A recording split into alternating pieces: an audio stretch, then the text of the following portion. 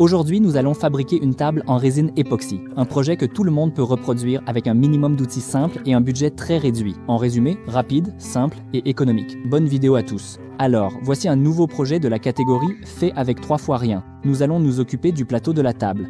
La base sera constituée de verre, point d'ailleurs, c'est une technique sous-estimée, que j'ai expliquée en détail dans une vidéo complète, mais j'en reparlerai plus tard.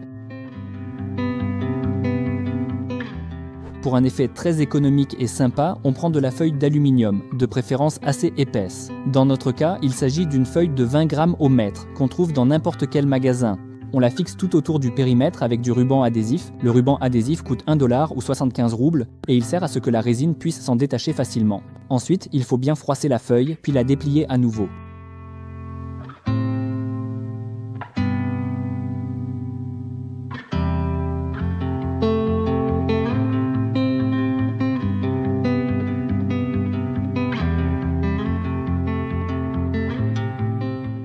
Au centre, on place une plaque de verre de 6 mm d'épaisseur et de 55 cm de diamètre. Les bords ne sont pas polis, c'est ainsi que je l'ai commandé à l'atelier.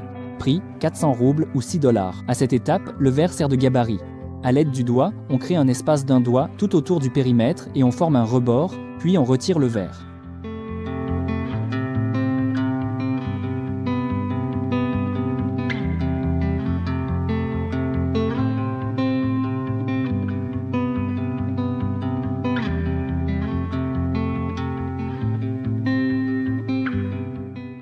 Pour le coulage, nous allons utiliser une résine appelée Art Eco de chez Ecovana, car la couche à couler est fine. On ajoute le composant B au composant A, on mélange, puis on colore légèrement avec un colorant bleu. Pour l'ensemble du projet, nous avons utilisé 4 kg de résine, ce qui ajoute 3800 roubles, 55 $ au budget. Une fois tout bien mélangé, nous versons la première couche. Elle a nécessité 1,5 kg de résine.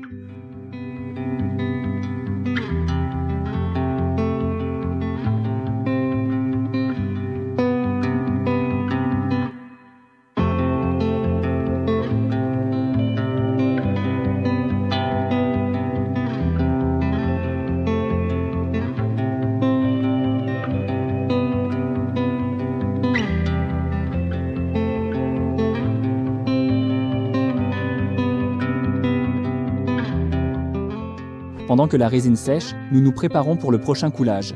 Nous allons dans un magasin de bricolage et achetons ce type de tube en PVC à parois fines. Le prix pour 6 mètres n'est que de 4 $ ou 250 roubles. Au final, nous avons découpé le tube en morceaux d'1 mètre et les avons remplis avec la même résine.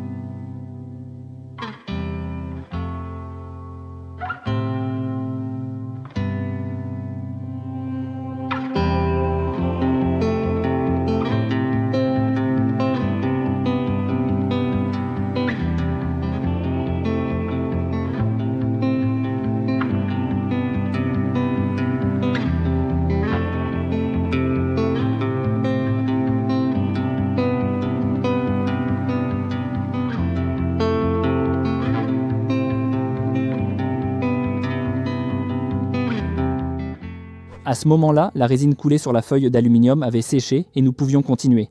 Pour cela, nous ponçons la couche précédente afin que la prochaine coulée adhère bien à la couche déjà sèche. Nous ponçons également le verre, d'un côté et sur la tranche.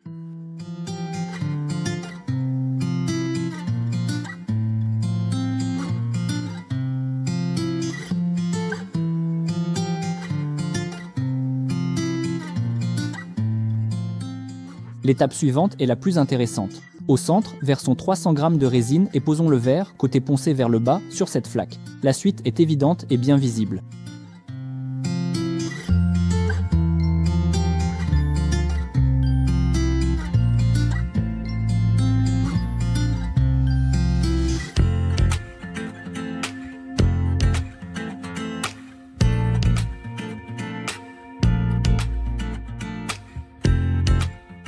Beaucoup se demanderont sans doute si un tel sandwich tiendra bien. Et j'ai une réponse détaillée à cette question. Il y a quelques temps, j'ai mené une expérience et examiné ce sujet en détail. J'ai pris des verres de différentes épaisseurs. J'en ai poncé la moitié avec du papier de verre et recouvert l'autre groupe d'un vernis avec un additif pour peindre sur du verre brillant. La composition adhère de façon garantie et très solide.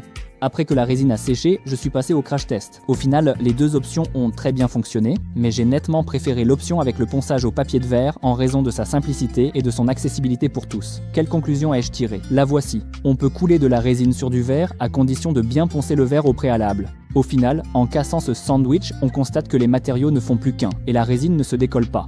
Et à mon avis, c'est une technologie vraiment sous-estimée. Je vais vous expliquer pourquoi. En fait, la résine se raye rapidement lors de l'utilisation, et d'ailleurs, en tant que couche finale, elle n'est pas idéale, contrairement au verre. En fin de compte, si l'on apprend à réaliser correctement de tels sandwichs, on économise de la résine coûteuse, on obtient un plan de travail rigide, qui revient beaucoup moins cher et qui est bien plus résistant aux rayures. Bref, c'est une astuce utile. Pendant ce temps, la résine dans les tubes a séché, nous les libérons. À l'avenir, je prévois de les éclairer. Nous avons volontairement mélangé la composition très grossièrement. C'était pour obtenir un maximum de bulles dans la coulée. Celles-ci, à leur tour, vont réfléchir la lumière et cela devrait donner un effet intéressant.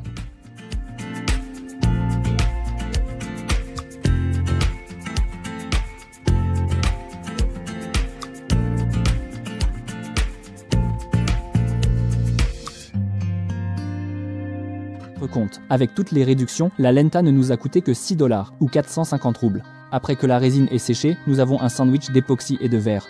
Nous retirons le moule en aluminium et obtenons cette beauté.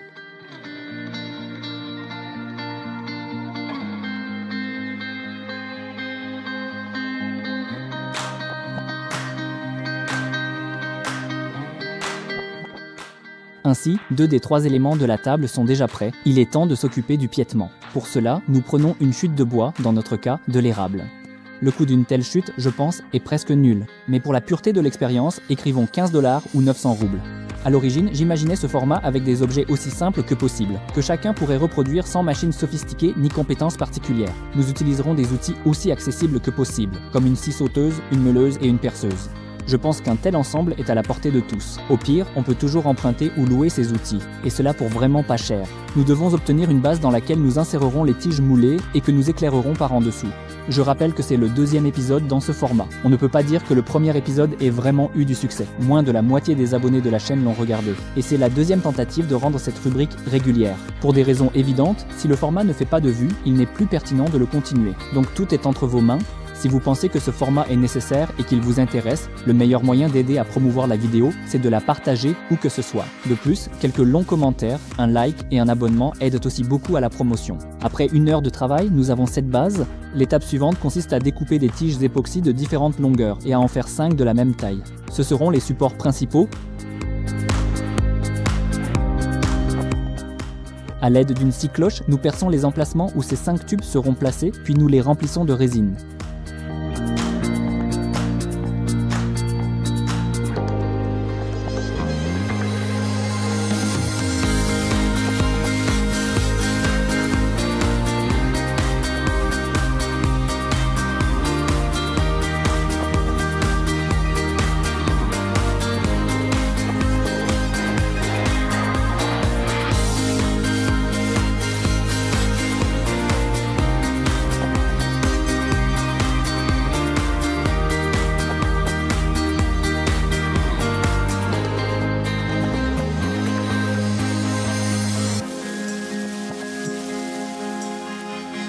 La suite de cette histoire captivante, pleine de rebondissements et de moments inoubliables, sera révélée dans le prochain épisode. Préparez-vous à découvrir ce qui attend nos personnages et comment l'intrigue va se développer. Ne manquez pas la suite de cette aventure passionnante, qui promet encore de nombreuses surprises et des révélations surprenantes. Restez connectés pour ne rien manquer de la suite de nos péripéties.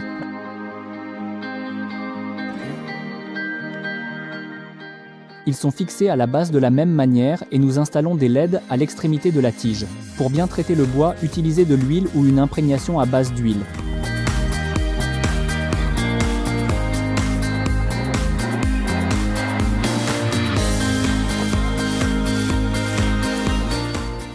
Au final, la fabrication a pris moins de 2 jours de travail et environ 90 $, 6 000 roubles. Donnez votre avis dans les commentaires. Merci d'avoir regardé et que votre hache soit affûtée.